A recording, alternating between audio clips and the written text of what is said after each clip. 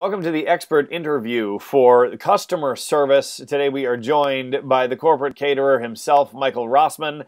Michael, thanks very much for giving us the time. Thank you, Nathan. How are you? Doing great.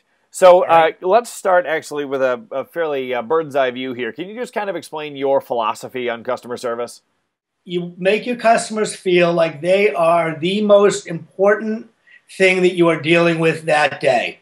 Their order, their company, them personally are the most important things that you are focused on them. You are there to take care of them. You are there to service them. If there are issues, you're going to fix them.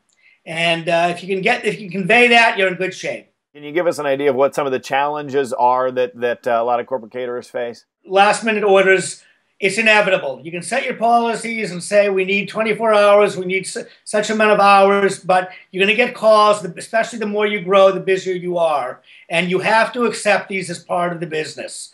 They can be frustrating, but you need to deal with them. And you need your customers to know that you're able to accommodate same-day orders. Now, you may have to set some limits, and you can say that you accept same-day orders to the best of your abilities. You may have a more condensed menu of what you're able to do, but you have to accept those with grace and calmness and do them. If a customer calls up and wants some information about your services,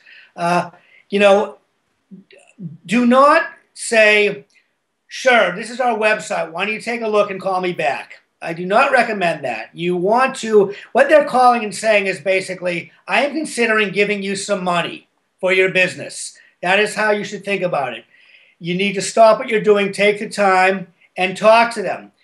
If they're familiar with your services, your menu, great. If they're not, I usually say, are you in front of the computer?